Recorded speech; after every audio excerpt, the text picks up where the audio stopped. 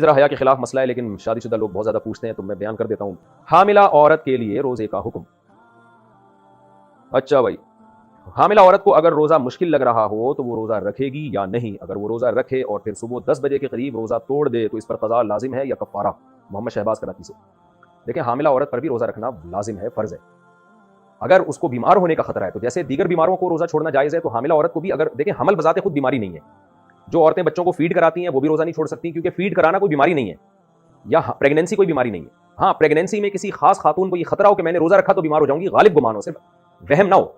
یا کوئی خاتون فیڈ کرا رہی ہیں, ان کو غالب گمان ہو کہ مجھے چکر آئیں گے اور میں بیمار ہونے کا خطرہ ہے, یا چکر آتی ہیں اتنی کمزوری سے گرنے کا خطرہ ہو جاتا ہے ان کو, تو واقعی ایسا خطرہ ہو, یا خود کو تو یہ خطرہ نہ ہو لیکن فیڈ کرانے والی عورت کو یہ خطرہ ہو کہ میں نے اگر روزہ رکھا تو میں فیڈ ہی نہیں کرا سکتی, دودھ ہی نہیں اترے گا سینے میں, جس سے بچے کا نقصان ہو جائے گا.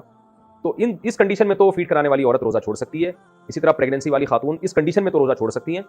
ادروائز پریگنینسی میں بھی روزہ نہیں چھوڑنا جائز اور فیڈ کرانے والی عورت کے لیے بھی روزہ چھوڑنا حرام ہے. تو اگر یہ خاتون یہ سمجھتی ہیں, خود نہیں سمجھیں بلکہ ڈاکٹروں سے مشورہ کر لیں, اور ایک ڈاکٹر سے نہیں 2-3 ڈاکٹروں سے, اور پھر اپنی رائے قائم کریں کہ اگر ان کو واقعی روزہ رکھنے میں اتنی ویکنیس ہو جاتی ہے کہ ان کے لیے روزہ گزارنا مشکل تو سبھی کے لیے ہوتا ہے, یعنی روزہ گزارنے میں بیمار ہونے کا خطرہ ہے ان کو, تو پھر یہ روزہ چھوڑ سکتی ہے. یا پریگنینسی میں روزہ رکھنے کے بعد طبیعت خراب ہو گئی ہے اور روزہ توڑنا پڑ رہا ہے طبیعت خراب ہونے کی وجہ سے, تو پھر روزہ توڑ سکتی ہیں. لیکن ویسے پریگنینسی میں جو ہے نا, بہت سی خواتین رکھتی ہیں روزہ, مغرب سے لے کے سحری تک کھاتی رہیں, کس نے منع کیا؟ کیا روزے میں پرفیوم لگا سکتے ہیں؟ روزے میں پرفیوم لگانا صحیح ہے یا نہیں؟ نیز سر درد کی دوا روزے میں سونگھنا صحیح ہے یا نہیں؟ آصف علی دبئی سے. پرفیوم لگانے میں کوئی حرج نہیں ہے. ہاں, ناک کی طرف کر کے نہ لگائیں کہ ناک میں اس کے ذرات داخل ہو جائیں آپ کے, جان بوجھ کر اس کو سونگھنا, یعنی اس کے جو الکوہولک ذرات ہیں ان کو کھینچنا. جب آپ نے لگا دیا پرفیوم تو پھر اس کی خوشبو آتی رہے, اس میں کوئی حرج نہیں ہے. تو باقی مسئلہ یہ ہے کہ سر درد کی دوا سونگھنا, تو سونگھنے میں اگر پراپر ذرات ہیں جو اڑ کے آپ کی ناک کے اندر جا رہے ہیں, اس میں کوئی دھواں وغیرہ یا کوئی کیا کہتے ہیں ایسی کوئی چیز نکلتی ہوئی نظر آ رہی ہے اس کو سونگھنے میں, پھر تو روزہ ٹوٹ جائے گا. ادروائز صرف خوشبو کی حد تک, اس کے اندر کوئی اسمیل ہے خاص قسم کی, تو صرف اس کو سونگھنے سے روزہ نہیں ٹوٹتا. ہوا سے مٹی حلق میں چلی گئی تو روزے کا حکم. میرے حلق میں مٹی اڑ کر چلی گئی تو کیا میرا روزہ ٹوٹ گیا؟ حمزہ رشید کراچی سے. نہیں جی, روزہ نہیں ٹوٹا, گرد و غبار سے روزہ نہیں ٹوٹتا. ہاں, گرد و غبار میں جائیں آپ باقاعدہ, اس کو اس نیت سے سونگھیں گے میرے حلق میں مٹی جائے تو پھر روزہ ٹوٹ جائے گا. خود سے جو مٹی جا رہی ہے چلنے پھرنے میں, تو ان سے روزہ نہیں ٹوٹتا. مٹی چلی گئی, تنکا چلا گیا, اس طرح کی جو چیزیں گرد و غبار میں جا رہی ہوتی ہیں حلق میں, ان سے روزہ نہیں ٹوٹتا. سحری میں کچھ ذرات منہ میں رہ گئے تو روزے کا حکم. سحری میں کلی کرنے کے باوجود کچھ ذرات منہ میں رہ گئے, کچھ ذرات اگر روزے کی حالت میں وہ پیٹ میں چلے جائیں تو اس سے کیا روزہ ٹوٹ جائے گا؟ انصر خان اسلام آباد سے. تھوڑے بہت ذرات جو منہ میں رہ جاتے ہیں بعد میں اگر آپ نے ان کو نگل لیا تو اس سے روزہ نہیں ٹوٹتا. ہاں, اگر چنے کے دانے کے برابر ذرات تھے, یہ جو بھنے ہوئے چنے ہوتے ہیں نا, ان کے اتنے زیادہ ذرات تھے کہ آپ سمجھتے کہ یہ چنے کے دانے کے برابر ہے, تو پھر اگر ان کو آپ نے نگل لیا سحری کا وقت ختم ہونے کے بعد تو پھر روزہ ٹوٹ جائے گا. ان سے کم ذرے کے جو ذرات ہوتے ہیں, تھوڑے بہت جو رہ جاتے ہیں زبان میں اٹکے ہوئے, ان سے روزہ نہیں ٹوٹتا اگر وہ نگل لیے جائیں. دھواں حلق میں چلا گیا تو روزے کا حکم. روزے کی حالت میں کھانا بناتے وقت دھواں حلق میں چلا جائے تو کیا حکم ہے؟ فریحہ قدوس. اگر دھواں خود بخود حلق میں چلا گیا, آپ کھانا بنا رہی تھی, تو اس سے روزہ نہیں ٹوٹتا. ہاں, دھوئیں کے قریب جا کے پراپر سونگھنا کہ میرے حلق میں جائے, اس سے روزہ ٹوٹ جائے گا. اس کی مثال ایسے جیسے کوئی آدمی سگریٹ پی رہا ہے اور دھواں نکل رہا ہے, وہ دھواں آپ کے حلق میں بھی چلا جا رہا ہے تو اس سے روزہ نہیں ٹوٹے گا. لیکن سگریٹ پینے والے کا روزہ ٹوٹ جائے گا کیونکہ وہ پراپر دھواں کھینچ رہا ہے اپنے پھیپھڑوں کی طرف, یا وہ دھواں جیسے ہی نکال رہا ہے آپ جوش محبت میں جا کے اس کے منہ سے جا کے دھواں سونگنا شروع کر دیتے ہیں, اندر رہ جانا شروع کر دیتے ہیں, تو آپ کا بھی روزہ ٹوٹ جائے گا. تو یہ دھواں, دھول, مٹی, کنکر, تنکے, یہ ایسی چیزیں ہیں کہ جان کر آپ حلق میں اتاریں گے تو روزہ ٹوٹے گا, اور خود بخود ہی حلق میں چلے جائیں گے تو ان سے روزہ نہیں ٹوٹے گا. روزے میں بلغم نگل لیا تو کیا حکم ہے؟ روزے کی حالت میں اگر بلغم نگل لیا جائے تو اس سے روزے پر فرق پڑتا ہے. عثمان علی, نہیں, اس سے کوئی فرق نہیں پڑتا, اپنا بلغم ہونا چاہیے معذرت کے ساتھ. دوران روزہ ایام شروع ہو گئے تو عورت کیا کرے؟ اگر ایام شروع ہو جائیں, مینسز شروع ہو جائیں, اور اس کی وجہ سے عورت کا روزہ ٹوٹ جائے تو کیا افطار تک بھوکا پیاسا رہنا افضل ہے؟ محمد حسن کراچی سے. نہیں جی, عورت نے روزہ رکھا, مینسز شروع ہو گئے تو روزہ اسی وقت ٹوٹ گیا اور کھانا پینا شروع کر دیں. البتہ اس کا برعکس اگر ہوا ہے, عورت نے مینسز کی وجہ سے روزہ چھوڑ دیا اور روزے کے دوران, یعنی روزہ رمضان کا روزہ چل رہا تھا اور درمیان میں مینسز بند ہو گئے اس کے, یعنی جیسے کسی عورت نے سحری یعنی روزہ نہیں رکھا اور دوپہر 12-1-2 بجے کا ٹائم تھا, ان کو مینسز آنا بند ہو گئے, پاک ہو گئیں, تو اب ان پر لازم ہے کہ روزے داروں کی طرح رہیں. بعد میں قضا بھی رکھیں, اب ان کے لیے کھانا پینا جائز نہیں ہے, روزے داروں کی طرح رہنا ان پر لازم ہے. اسی میں مسافر کا بھی حکم ہے. کسی مسافر نے روزہ چھوڑ دیا سفر کی وجہ سے, لیکن درمیان میں وہ اپنے شہر میں داخل ہو گیا, تو جیسے ہی شہر میں داخل ہوگا تو اب اس پر لازم ہوگا کہ افطاری تک روزے داروں کی طرح رہے, اس کے لیے کھانا پینا جائز نہیں ہوگا. روزے کی قضا تو بعد میں کرے گا لیکن اب اس کو بھی کمپلیٹ کرے گا. سفر میں روزے کا کیا حکم ہے؟ سفر کے اندر روزہ رکھنے یا نہ رکھنے کی کیا صورت ہے؟ میں نے سنا ہے کہ وہ روزہ سفر میں چھوڑنے کی اجازت ہے جس کا وقت دوران سفر آئے. اس کی وضاحت فرما دیں. احمد سعید سیالکوٹ سے. جی بالکل آپ نے صحیح سنا ہے. آپ سفر کے دوران اگر سحری کا وقت ختم ہو گیا, سحری کا وقت ختم ہو رہا ہے, روزہ شروع ہو رہا ہے سفر کے دوران, تو یہ والا روزہ آپ چھوڑ سکتے ہیں. ابھی سفر آپ کا شروع ہوا نہیں ہے. جیسے آپ میں کراچی کا رہنے والا ہوں, میں کراچی ایئرپورٹ پہ بیٹھا ہوں, میں نے ارادہ کیا مدینہ یا مکہ جانے کا, اور رمضان چل رہا ہے. اب میں کراچی ایئرپورٹ پہ بیٹھا ہوں سفر کے لیے, اور اسی دوران سحری کا وقت ختم ہو گیا, تو مجھ پر لازم ہے کہ میں روزہ رکھوں, اس لیے کہ ابھی سفر میرا شروع ہوا نہیں ہے. یہاں تک کہ میں جہاز میں بیٹھ چکا تھا اور سحری کا وقت ختم ہو گیا تو بھی روزہ رکھنا لازم ہے.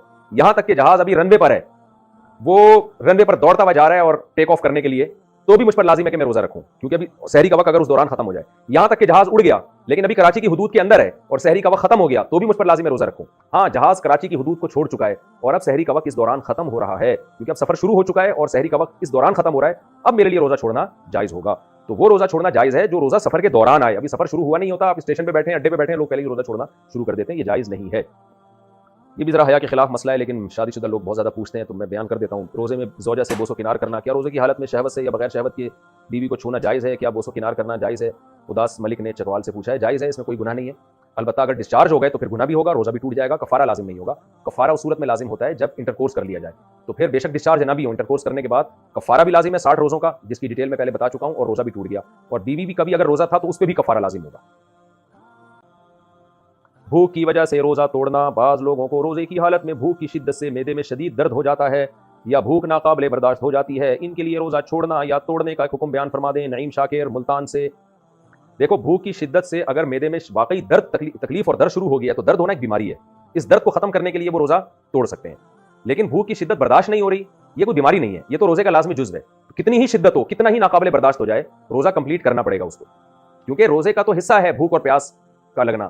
کم ہمت لوگ ان سے برداشت نہیں ہو پاتا, وہ روزہ توڑ دیتے ہیں تو شریعت ان کو حکم دیتی ہے کہ 60 روزوں کا کفارہ ادا کرو.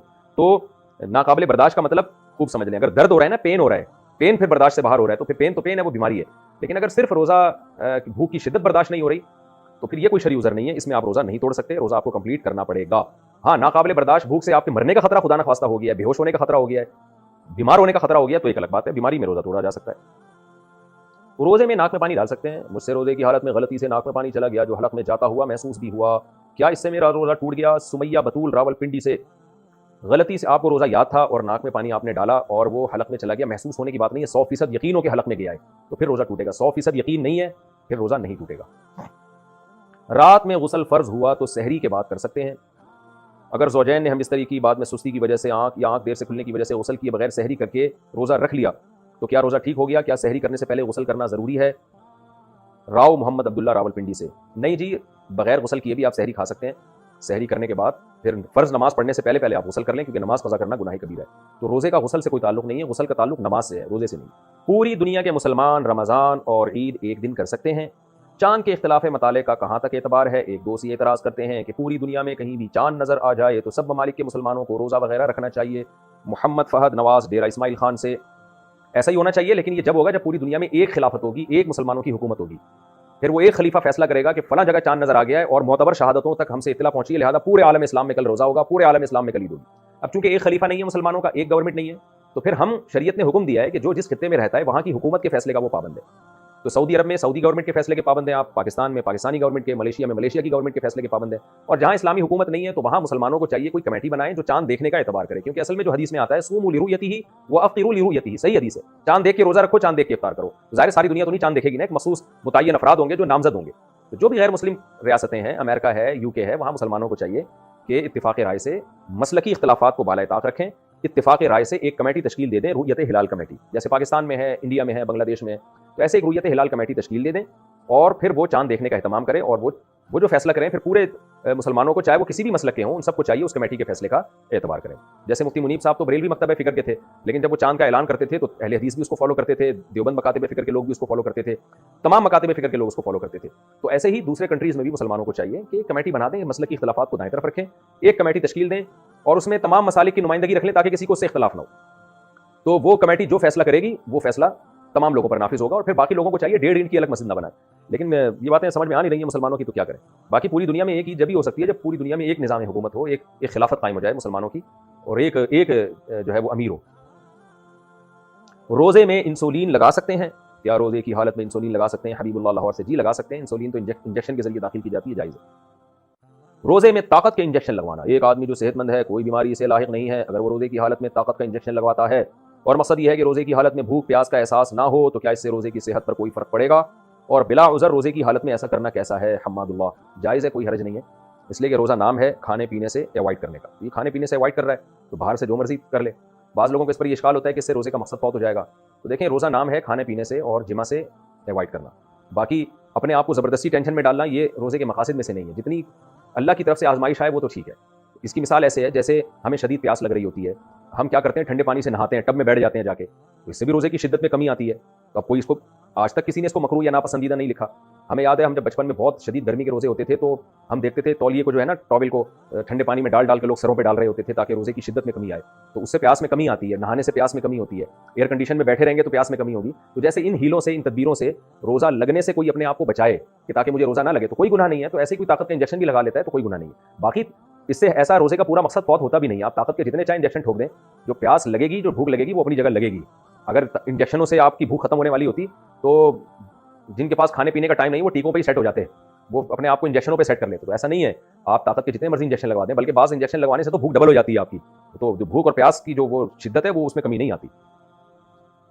اور ویسے بھی یہ انجیکشن لگوانا صحت کے لیے بلا وجہ ڈاکٹر بھی نہیں لگا کے دیتے آپ کو کہ آپ کو روزہ بہت لگ رہا ہے تو ڈاکٹر بھی اتنے فارغ نہیں بیٹھے ہوئے آپ کو طاقت کے انجیکشن کو ٹھوکنا شروع کر دیں. وہ بھی آپ کو منع کرے گا، بھائی اچھا والا آدمی ہے، کیوں انجیکشن تو بہت شدید ضرورت میں لگوایا جاتا ہے. بہرحال مسئلہ کی روح سے جو بات تھی وہ میں نے بتا دی کہ اس سے روزے پہ کوئی فرق نہیں پڑتا. روزے کی حالت میں دوران غسل غرارہ کرنا. روزے کی حالت میں دن میں احتلام ہو گیا تو غسل کر کے پاک ہونے کے بارے میں کیا حکم ہے؟ کیا غرارہ کیا جائے گا؟ شیخ محمد خان UAE سے. اگر روزے میں احتلام ہو گیا ہے تو دیکھیں، غسل کرنے میں غرارہ پھر بھی نہ کریں، لیکن منہ بھر کے کلی کریں. کلی کریں منہ اچھی طرح بھر کے نا، تاکہ فرض کلی ہو جائے اور جو منہ میں پانی جہاں تک پہنچانا واجب ہے وہ پہنچ جائے. غرارہ نہ کریں کیونکہ اس میں خطرہ ہوتا ہے کہ پانی حلق میں نہ اتر جائے. اگر سوئمنگ پول میں نہاتے ہوئے بغیر ارادے کے حلق میں پانی چلا گیا تو کیا حکم ہے؟ زبیر المعتصم KPK سے. روزے میں آپ سوئمنگ پول میں نہ نہائیں تو اچھا ہے، نہا تو سکتے ہیں. اگر منہ کو آپ پانی سے بچا کے رکھیں اور ناک اور منہ کے اندر حلق میں پانی نہ جائے تو روزہ نہیں ٹوٹے گا آپ کا. سوئمنگ پول میں آپ نہاتے رہیں، لیکن ایک ٹینشن والا کام ہے. سوئمنگ پول میں نہا کے آپ کی بہت زیادہ انرجی سرو ہوتی ہے، اس سے روزہ لگنے کا بہت سا خطرہ ہوتا ہے. روزے میں کوئی ایسا کام کرنا جس سے آپ کو بہت زیادہ روزہ لگنے لگے، یہ مکروہ ناپسندیدہ عمل ہے. کیوں اپنے آپ کو انسان اتنی ٹینشن میں ڈالے؟ بہرحال اگر KPK سے آپ کا تعلق ہے اور جیسے کہ آپ نے لکھا ہے اور وہاں ٹھنڈ بھی ہوتی ہے تو آپ کو سوئمنگ پول میں نہانے سے کچھ بھی نہیں ہوتا، یا عصر کے بعد نہا رہے ہیں تو نہا سکتے ہیں.